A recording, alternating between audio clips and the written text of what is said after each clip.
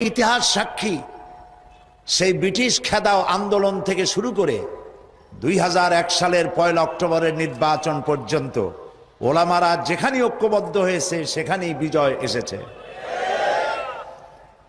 আমরা লক্ষ্য করে দেখেছি আফগানিস্তান যুদ্ধ করল রাশিয়ার সাথে। এটি একটি অসম যুদ্ধ ছিল। আমার ভাষা আমি তখন বলতাম যে যুদ্ধ হচ্ছে নবজাতক শিশুর সঙ্গে সিন্দাবাদের বিরাট দৈত্যের সাথে। ওদের মডার্ন অস্ত্রপাতি আর আফগান মুজাহিদদের কাছে হলো নূহ আলাইহিস সালামের জমানায় বন্যায় ভিজানো গাদা বন্দুক।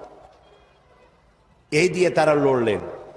সেই লড়াইয়ে দেখা গেল রাশিয়ার মতো বিশাল দৈত্য কুপকাত হয়ে গেল, আর আল্লাহ তাআলা আফগান মুজাহিদিনদেরকে জিতিয়ে দিলেন।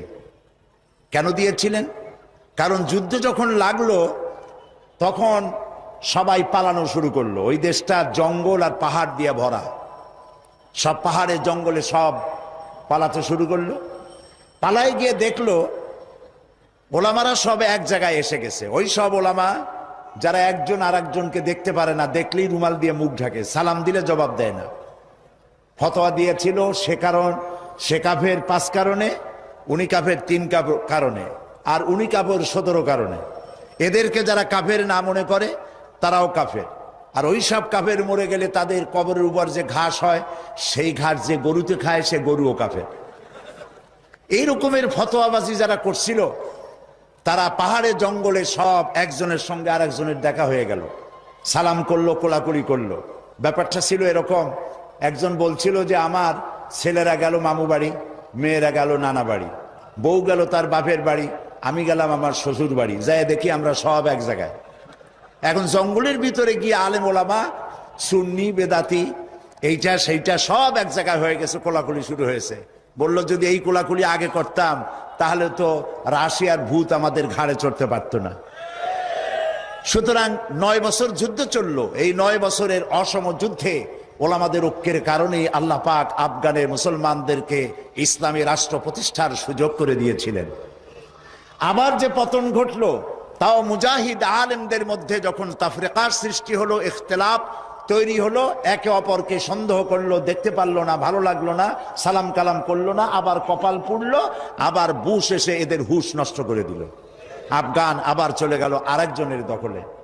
ঠিক এমনি করে ইরানের মুসলমানেরা, তাদের সাথে আমাদের আকীদার অনেক বেশ কম আছে, কিন্তু তারা যখন ঐক্যবদ্ধ হলো, ইরানের ওলামারা আয়াতুল্লাহরা যখন ঐক্যবদ্ধ হলেন, তখন আমেরিকার মতো বিরাট পরাশক্তিকে তারা পদানত করে ইসলামী রাষ্ট্র, তাদের ভাষায় তারা ইসলামী রাষ্ট্র প্রতিষ্ঠা করতে সক্ষম হয়েছে এবং আমেরিকাকে পদানত করেছে।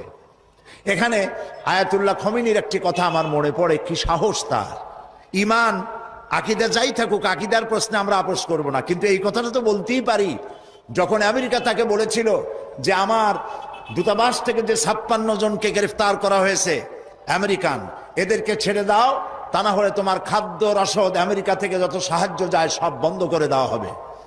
আয়াতুল্লাহ খমেনি জবাব দিয়েছিলেন আমেরিকান প্রেসিডেন্টকে, তুমি কারে খাবারের ভয় দেখাও? যেই জাতির বছরে 1 মাস না খাইয়া থাকা ফরজ, সেই জাতি তোমার খাবারের অপেক্ষা করবে? তোমার মতো কাফেরদের খাবারের কোনো পরোয়া আমরা করি না। মুসলমানেরা যখন ঐক্যবদ্ধ হয়েছিলেন আল্লাহ তাদেরকে বিজয় দান করেছিলেন সেখানে।